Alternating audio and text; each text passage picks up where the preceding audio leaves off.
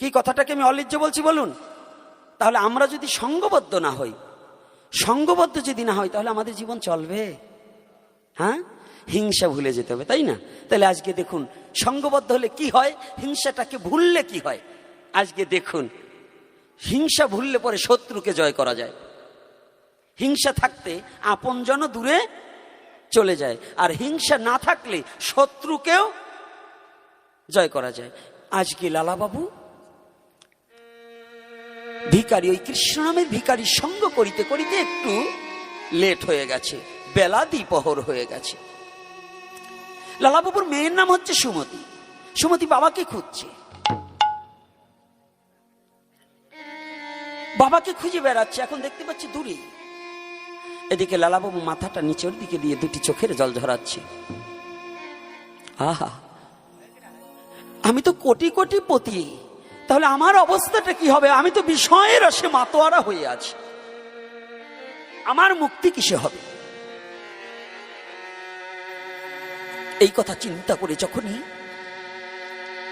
কাঁদিতে কাঁদিতে আসছে, সুমতি দূর হতে, বাবা বাবা কথা বলছে না। যে লালা মেয়েকে এত ভালোবাসে, আজকে লালা কথা বলছে না। কাছে আসার সাথে সাথে দেখে বাবার চোখ দিয়ে জল, গায়ের উন্নাটা দিয়ে বলছে, চোখ মুচি দিয়ে বলছে, এ কি বাবা, তুমি কাঁদছো কেন? তুমি কাঁদছো কেন বাবা? কথা বলছে না। বাবা তুমি কি দেখতে পাও না বেলা চলে গেল? তুমি কি স্নান করবে না?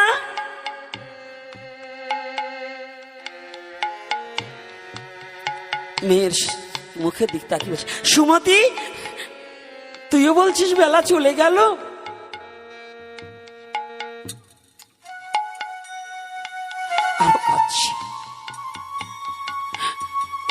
চোখের জলে বক্ষ প্লাবিত করছে। আমার সুমতিও বলছে বেলা চলে গেল। হাঁটছে পাশের বাড়ি রজক কন্যা। রজক চেনেন তো, মানে ধূপা। ধূপার মেয়ে ধূপাকে বলছে, আগে বাসনা বলতো, কলার পাতাকে পোড়ালে, শুকনো পাতাকে পোড়ালে যে ছাই হতো, ওটা দিয়ে কাপড় ধৌত করতো, খাড় হতো। রজক কন্যা বলছে, বাবা বেলা চলে গেল, বাসনায় আগুন দেবে না? মানে কলার পাতা পোড়াবে না? কিন্তু ওই কথাটা লালাবাবু শ্রবণ করে বলছে, ও মন, বেলা চলে গেল কিন্তু বাসনায় তো আগুন দেওয়া হলো না।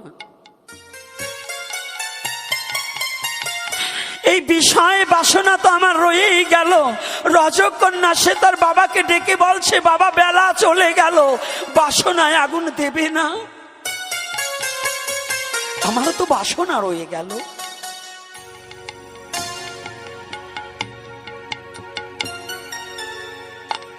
চুপটি করে রয়েছে। আবার এদিকে সুমতি বলছে, বাবা বেলা চলে গেল, তুমি কি সেবা নেবে না, স্নান করবি না? বলছে, মা মা কাছে যাচ্ছিল, বলছে যা বাড়ি থেকে আমার জন্য একটা শ্বেত বস্ত্রটা নিয়ে আয়। মেয়ে মনের আনন্দে ভাবছে, আজকে বাবা স্নান করে বোধহয় ওই বস্ত্রটা পরিধান করবে। মেয়ে যখন এনে দিয়েছে, সমস্ত জমিদারি পোশাকটা খুলে দিয়ে মেয়ের হাতে তুলে দিয়ে বলছে, বাবা, ও মা, সুমতি তুই আজ নিজ হাতে আমাকে একটু তিলক রচনা করে দিত। বাবা আমি নিজ হাতে তোমাকে তিলক দেবো, জীবনে তো কোনোদিন তিলক পড়েনি। হ্যাঁ আমার যে এক জায়গায় যেতে হবে। বাবা তুমি কোথায় যাবে? আমি এমন জায়গায় যাব যেখানে গেলে আর কোনোদিন ফিরে আসবো না। আমি ছুটে চলছি মধুর বৃন্দাবনে। মা ও সুমতি তুই একটিবার আমাকে আশীর্বাদ করে দে, আমি যেন সেই বৃন্দাবনে যেতে পারি, আমি যেন বাসনায় আগুন দিয়ে বৃন্দাবনে যেতে পারি। হরিব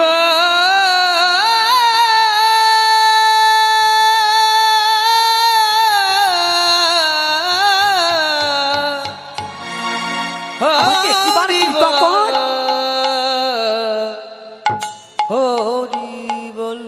ছুটে চলেছে। পথমধ্যে একজন পথিকের সাথে দেখা হয়েছে। পথিক বলছে, চলছে কোথায়? বলছে, আমি যে মধুর বৃন্দাবনে যাব। বলছে, বাবু তুমি তো জমিদারি করেছো সারা জীবন, তুমি তো জীবনে দীক্ষা গ্রহণ করনি। অদীক্ষিত অবস্থায় ব্রজে গেলে শত তীর্থ প্রদক্ষিণী করলেও তার কোনো ফল দর্শিবে না। কোথায় দীক্ষা নেব? ভগবানের অপ্রাকৃত লীলা তো, ভগবান যাহা কিছু করে সাজিয়েই রেখেছে। হঠাৎ করে কিছু দূর যেতে না যেতে দেখতে পাই একটা কুঠিয়া সাধুদের। তাহলে আমি যাই, এখানে যে জন বসে আছে আমি তার কাছ থেকে দীক্ষা গ্রহণ করব। কিন্তু ওই কুঠিরটা হচ্ছে রামানন্দ স্বামীজির। রামানন্দ স্বামীজি বসে আছে, কিন্তু রামানন্দ স্বামীজি হচ্ছে দূরদর্শনকারী ব্যক্তি, মানে বদন দেখেও কিছু বলতে পারে। ভজন করে রামানন্দ স্বামীজি তো ভগবানের প্রেরিত পুরুষ। লালা যখনই গিয়েছে দণ্ডবোধ করেছে, ও লালা তুমি এসেছো, এতদিনের সময় হয়েছে বাবা, আমি তোমার জন্য অনেক দিন ধরে বসে আছি, তুমি এসেছো? হ্যাঁ গুরুদেব, আমি যে আপনার কাছে একটু দীক্ষা নিতে এসেছি। লালা, আমার কাছ থেকে দীক্ষা নিতে হলে আমার যে কিছু শর্ত আছে। আজকাল তো আমাদের গুরুদেবরা দীক্ষা দেয় কানে ফসাফস, কানে দিলাম ফুসফুস, মাস গেলে কানে দিয়ে ফিস ফিস, মাস গেলেই চান্দা দিস, কি বছর গেলে দান দিস। এগুলোই তো দীক্ষার এখন। আর সবচেয়েতে ধর্ম দিয়ে যা ব্যবসা করা যায় বাবা, এইরকম ব্যবসার কোথাও পাবেন না। কায়দা মতো ব্যবসা একেবারে খালি আপনি মুখস্থ কয়টা শ্লোক জানবেন আর একটু কায়দা করে অভিনয়গুলো জানতে পারলে হয়, তাহলে আর ব্যবসায় কোনো লস হবে না। কি হবে? কায়দা মতো আপনি গ্রাম ভরে কালেকশন করে আনবেন, সুদে টাকা লাগাবেন, আরে কায়দারে বসে বসে খাবেন।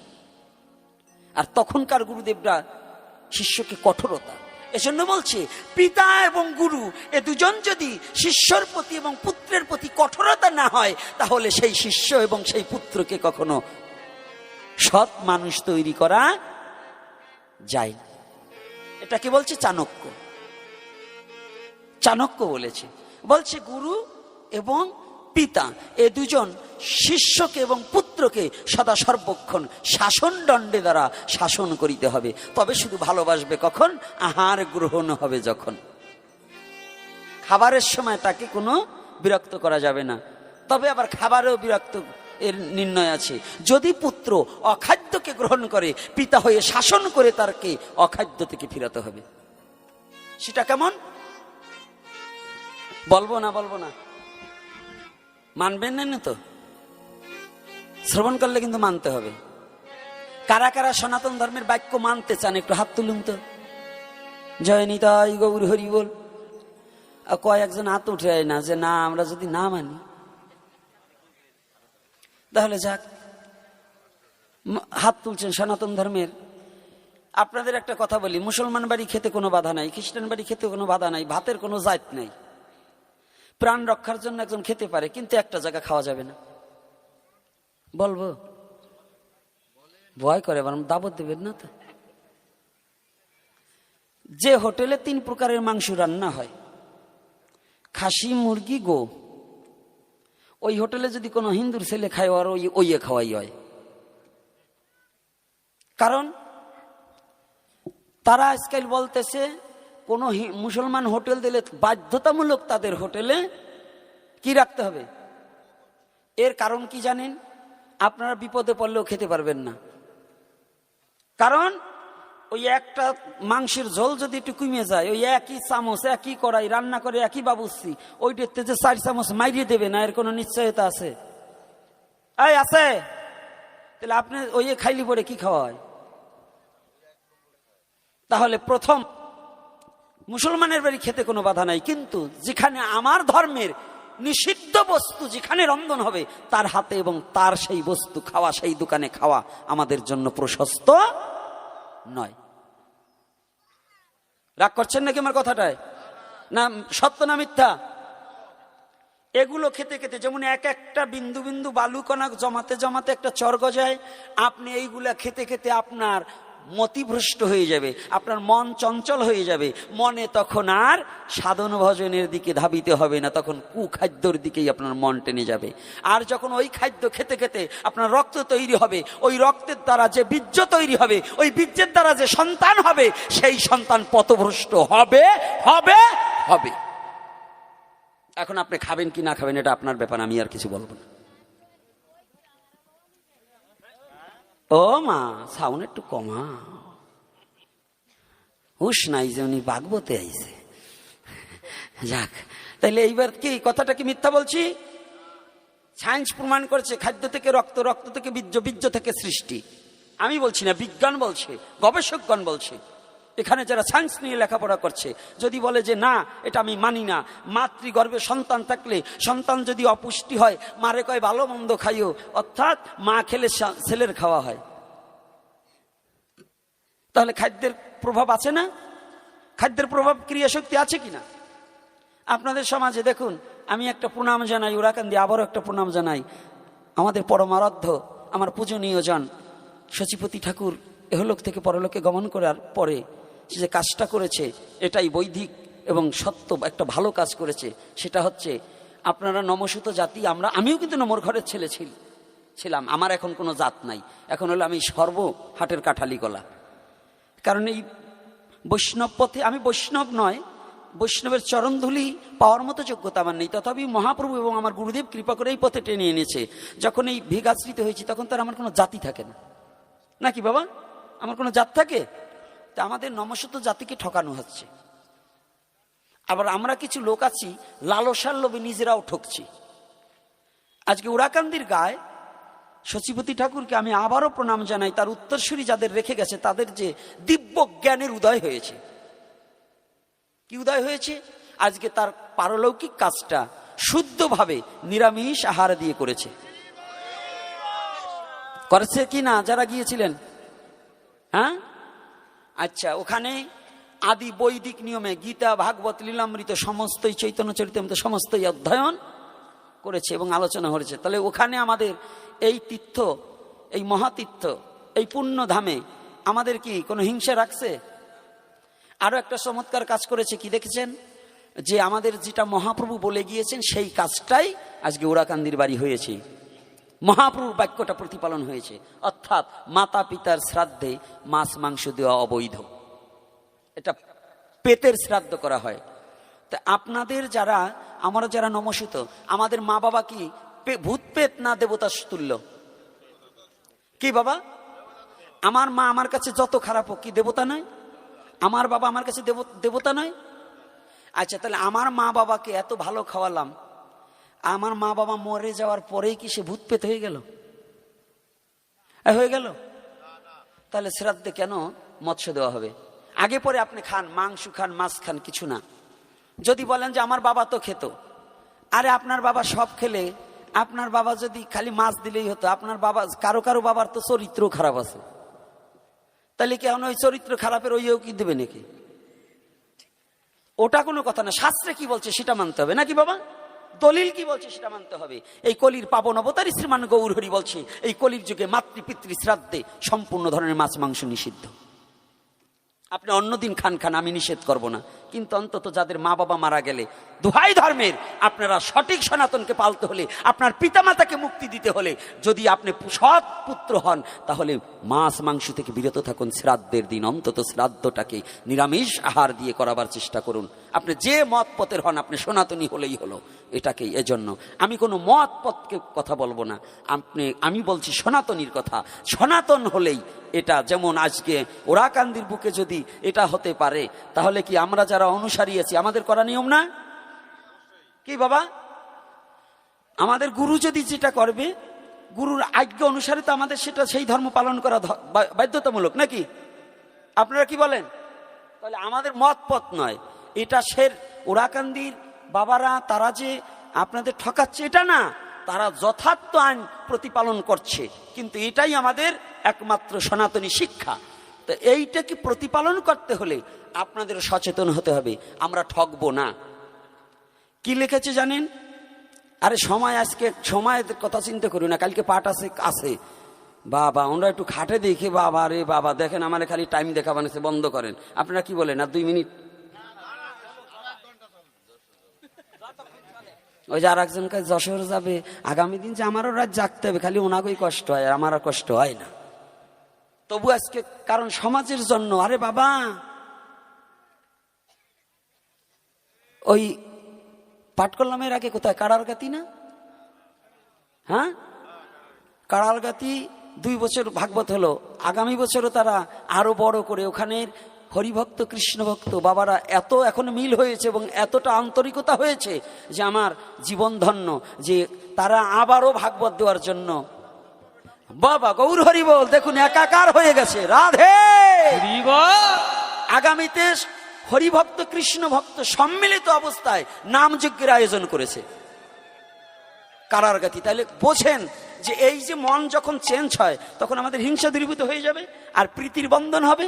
এটাই আমার ধর্ম স্থাপন হবে প্রত্যেকটা হৃদয়ে, এটাই চাই আমি, আমার একেবারে কর্তব্য। তাহলে আমার জন্মটা ধন্য যে কারারগাতি সাধুগুরু বৈষ্ণব যারা ওইখানের, যারা আমার ভক্তবৃন্দ ভগবানের ভক্ত আছে, তাদের চরণে আমি চিরকৃতজ্ঞ স্বীকার করি যে তাদের উদ্দীপনায় যে আগামীতে নাম হতে যাচ্ছে, এটা বড় পাওনা না আমাদের, যে আমরা এক ছত্রছায়ায় আসতে পারছি। তাহলে আজকে যেখানে ছিলাম আবার ওখানে গিয়ে আমি মীমাংসা দিয়ে দিচ্ছি। লালাকে যখন রামানন্দ স্বামীজি ডাক দিয়া বলে, দীক্ষা নিতে হলে তোমার কিছু কাজ করতে হবে।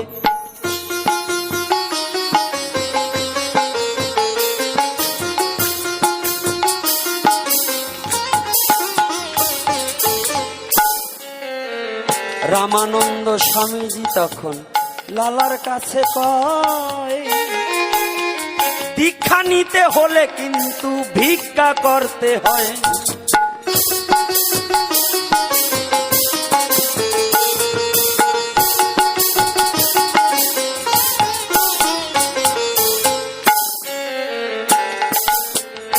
এই কয় গ্রামের মধ্যে যত বাড়ি আছে, ভিক্ষা করে তুমি আসবে লালা, আসবে আমার কাছে।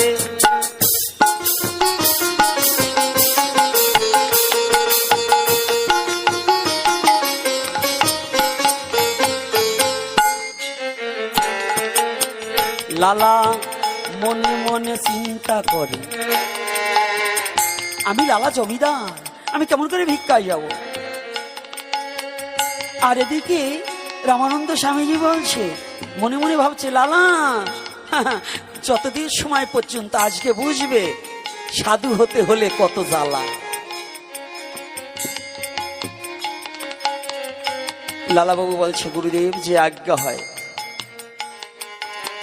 একে একে সব নগরে নগরে সব জায়গাতে গেল, কিন্তু সেই কাছেই কিন্তু জগৎ শেঠের বাড়ি ছিল।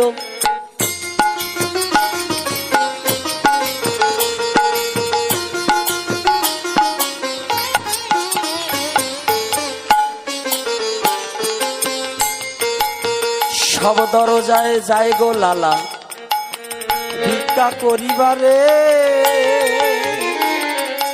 শুধু একটা ঘর বাকি আছে ওই জগৎ শেঠের দ্বারে।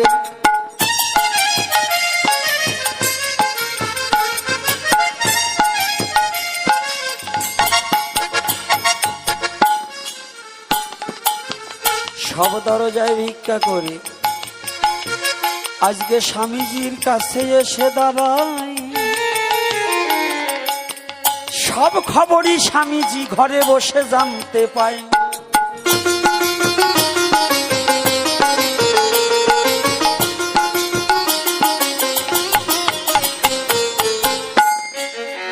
লালা তোমার দীক্ষা হবে না, সব ঘরে গিয়েছে তো? হ্যাঁ গুরুদেব। না না না, একটা ঘর বাকি আছে। সে ঘরটা কোথায় জানো?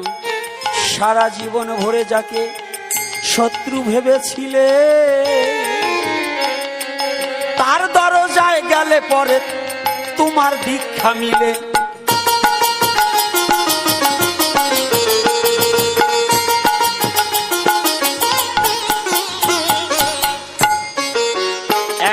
কাপড় পরিধানে আর একটা কাপড় গায়, ভিক্ষার ঝুলা কাঁধে লইয়ে লালা আজ জগৎ শেঠের বাড়ি যায়।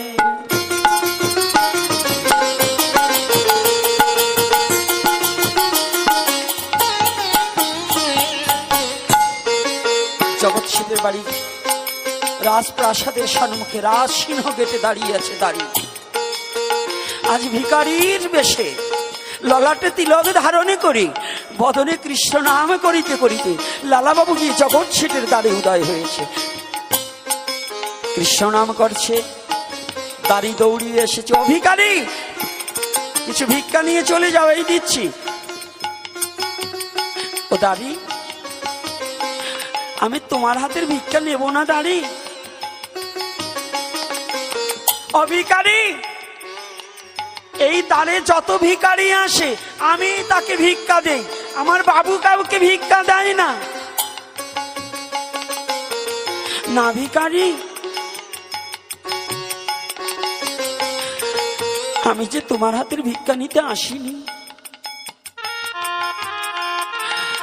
আমাকে একটিবার তোমার বাবুর হাতে কি আমাকে একমুষ্ট ভিক্ষা দেওয়ার কথা বলো। তোমার বাবু যদি একমুষ্ট ভিক্ষা দেয় আমি ওই ভিক্ষা নিয়ে চলে যাব। দাঁড়িয়ে বলছে, আয় ভিখারি, আমি বারংবার বলছি আমার বাবু কাউকে ভিক্ষা দেয় না।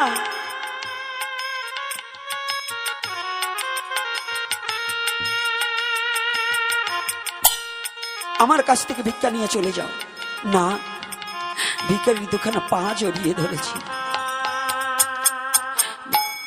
ওই দাড়ি, ভিখারি দুখানা পা জড়িয়ে ধরেছে দাড়ি। ও দাড়ি, আমাকে একটিবার কৃপা কর, আমাকে ভিতরে যেতে দে। আমি তোমার বাবুর কাছ থেকে একমুষ্ট ভিক্ষা নিয়ে চলে যাব। কিছুতেই ছাড়ছে না, লাথি মেরে লালা বাবুকে দূরে ছেড়ে দিয়েছে। আমি বলছি না আমার বাবু কাউকে ভিক্ষা দেয় না। আবারও গিয়ে পা জড়িয়ে ধরছে।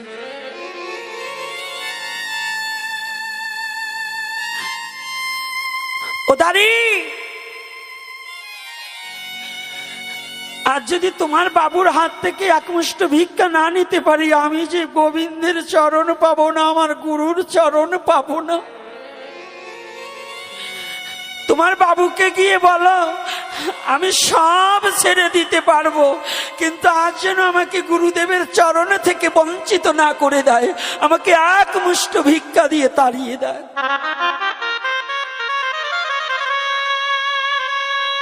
এত অনুনয় বিনয়ের পরে মার খেয়ে দাড়ির খুব দয়া হলো। বলছি তুমি দাঁড়াও, আমার বাবুকে আমি একটু বলে আসি। জগৎ শেঠ বসে আছে রাজ সিংহাসনে। বাবু, দাঁড়ি তুমি আসলে? হ্যাঁ বাবু, আমি এসেছি। একটা ভিখারি না, দেখতে তার এত সৌন্দর্য চেহারা, মনে হয় কোনো কালে সে জমিদার ছিল। কিন্তু জানো বাবু, আমি তাকে এত আঘাত করেছি, কত বিখ্যাত করে দিয়েছি, তথাপিও সে একটা কথা, আপনার হাতের একমুষ্ট ভিক্ষা ছাড়া সে যাবে না। জগৎ শেঠ ভাবছি এ কোন ভিখারি, সারা জীবন ভিক্ষা পেলে। বলছে আমি অনেক দিয়েছিলাম তবু সে নেয় না, আপনার হাতের একমুষ্ট ভিক্ষা ছাড়া নাকি সে কোনোদিন গোবিন্দ চরণ পাবে না।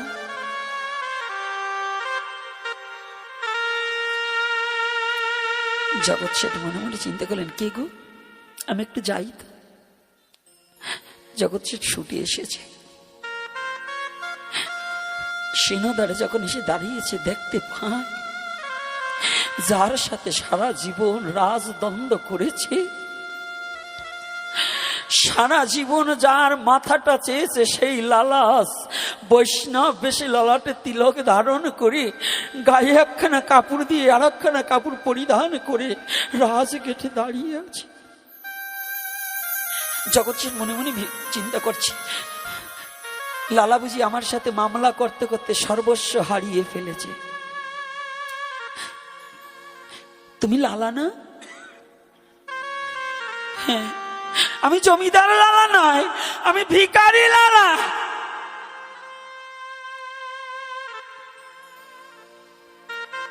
লালা, তুমি যদি আমার সাথে মামলা করতে করতে যদি তুমি ভিখারি হয়ে থাকো, আমি কথা দিচ্ছি আমার এই জমিদারির অর্ধেকটুকু আমি তোমাকে দিয়ে দেবো। তবু তুমি এই ভিখারির বেশে কেন বলো? জগৎ শেঠকে বলছি, ভাই আমি তোমার সাথে মামলায় হেরে আজ ভিখারি হইনি, আজ আমি হাত পেতেছি তোমার কাছে। যদি তোমার ভিক্ষা না পাই তাহলে আমি যে গুরু গোবিন্দের চরণ থেকে বঞ্চিত হয়ে যাব। হরিবা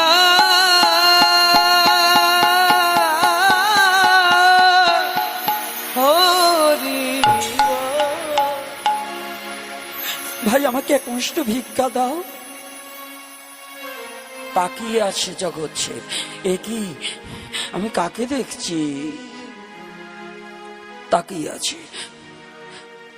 এদিকে লালা দুটি চোখের জলে বক্ষ প্লাবিত হয়ে যাচ্ছে, কিন্তু লালাকে দেখার সাথে সাথে যখনই লালা বলেছে তোমার হাতের ভিক্ষা না পেলে যে আমার গুরু গোবিন্দের ভজন হবে না, আমার গুরু কৃপা লাভ হবে না, জগৎ শেঠ চমকে উঠেছে, কাঁপছে। একই কেন ভাই? আমার জীবন বেলা চলে গেল, আমি তো কোনোদিন কৃষ্ণ বলে কাঁদিনি, কৃষ্ণ বলে ডাকিনি, আমি কৃষ্ণকে কোনোদিন ভালোবাসতে পারিনি।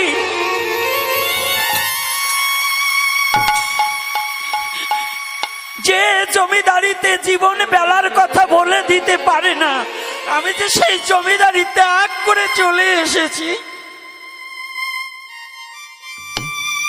যে জমিদারিতে জীবন বেলার কথা বলে দিতে পারে না, সেই জমিদারি দিয়ে যে কোনো কিছু করার নেই।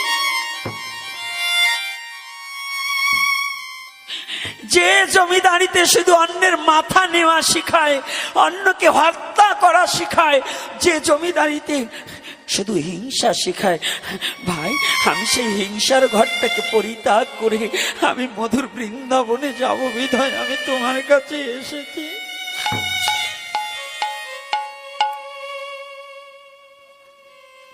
লালা কথা বলছি, জগৎ শেঠ শোনার সাথে সাথে দুটি চোখের জল বেয়ে পড়ছে।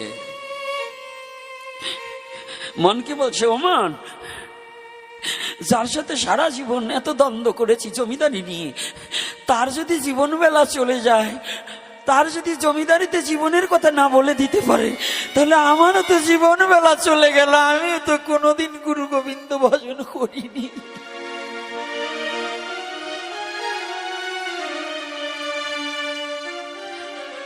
তাহলে আমিও তো করিনি।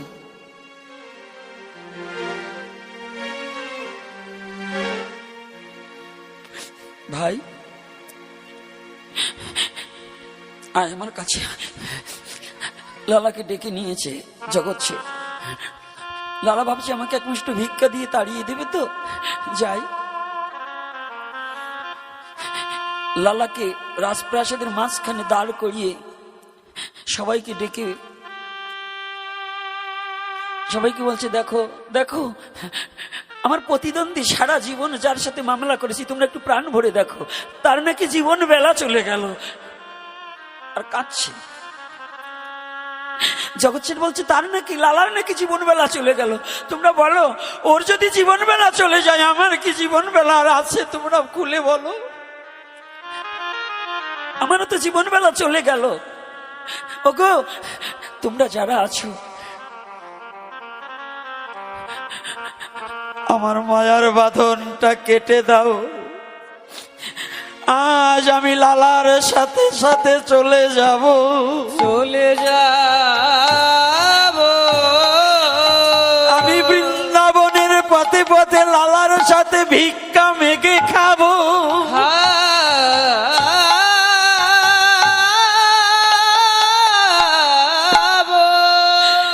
আমি রাধে জয় রাধে বলে ব্রজ ধুলায় করি দিব, করে দি করে দি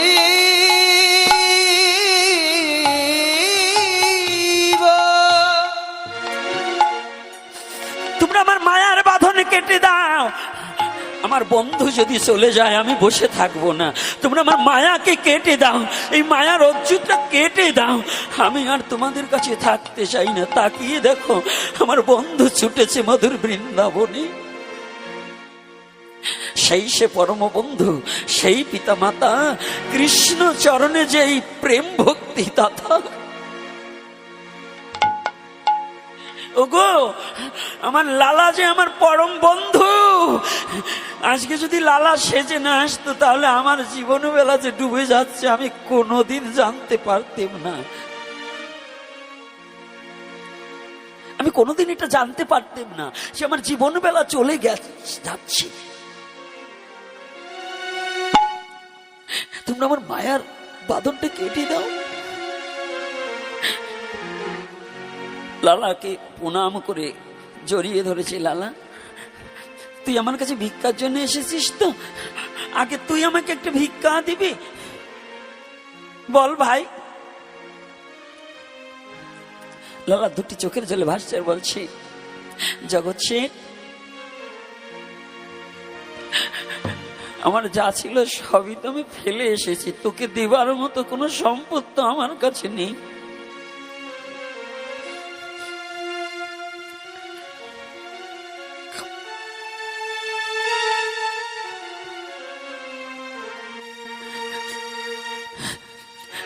তোকে দেওয়ার মতো জগতে আমার কি আছে বল?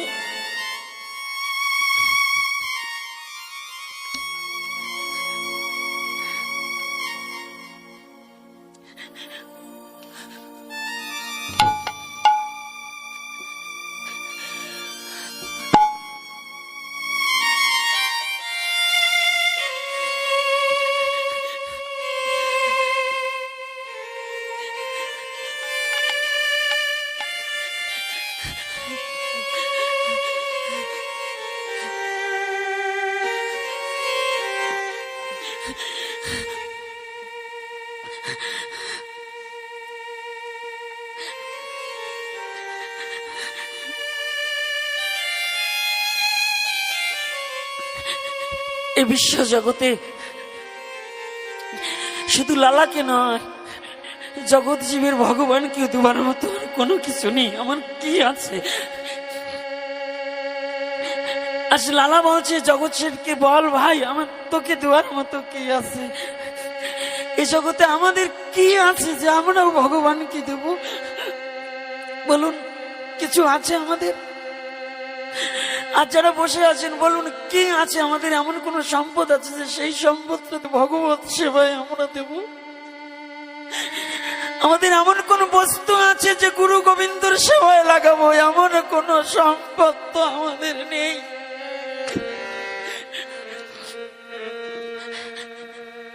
লালা বলছি, ভাই তোকে আমি কি দেব? এই বিশ্ব জগতে আমার তো তোকে দেওয়ার মতো এমন কোন সম্পদ আমার কাছে নেই আমি তোকে দেব।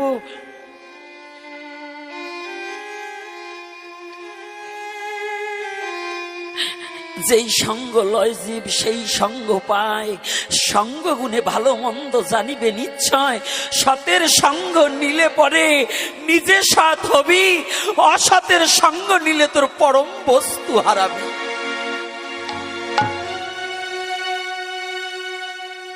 আজকে লালা যখন বলছে আমি তোকে কি দেবো ভাই বল, বলছে তোর কাছে যে ধন আছে আমি জানি, আমি দেখেছি, ওই ধন দিতে হবে। ভাই আমি কথা দিলাম, যদি সেই ধন তুই যাহা চাবি তা যদি আমার কাছে থাকে আমি তোকে দেব। তুই যেমন করে বৃন্দাবনে যাওয়ার আর গুরু কৃপা লাভের জন্য যে বস্ত্রখানা পরেছিস না, হ্যাঁ, আজ তুই আমাকে হারিয়ে দিলি, তুই আমাকে ঠকিয়ে দিলি। বল, সারা জীবনের তোর তুই আমাকে ঠকিয়ে দিয়েছিস। সারা জীবন তোকে ঠকাতে চেয়েছি। জগৎ সেন বলছে সারা জীবন তোকে ঠকাতে চেয়েছি, কিন্তু আজ দেখলাম আমি তোর কাছে ঠকে বসে আছি। আমি তোর কাছে আজকে ঠকে বসে আছি, তুই আমাকে এমন করে ঠকালি কেন বল? তুই তুই যে বস্ত্রখানা পরে আছিস, তোর যদি জীবন বেলা না থাকে, বল ভাই আমার কি কোনো জীবন বেলা আছে? তোর ওই বস্ত্রখানায় আমাকে অর্ধেক দে, আমিও তোর সাথে মধুর বৃন্দাবনে যাব। হরিবা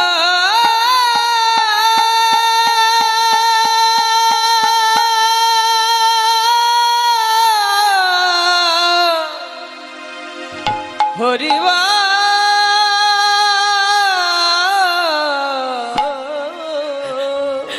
আমিও চলে যাব, দে। হরিবা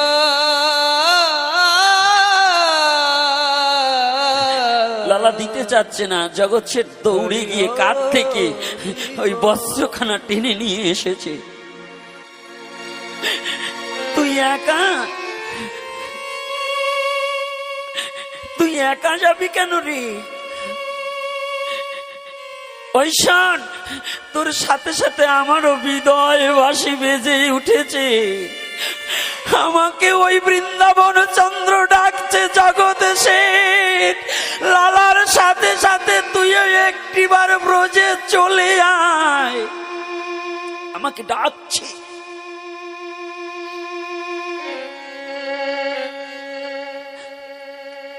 আমাকে ডাকছে, তুই একা যাবি কেন? দে। কাঠ থেকে বস্ত্রখানা ছিনিয়ে এনে জমিদারি পোশাক সমস্ত পরিত্যাগ করে ফেলে দিয়ে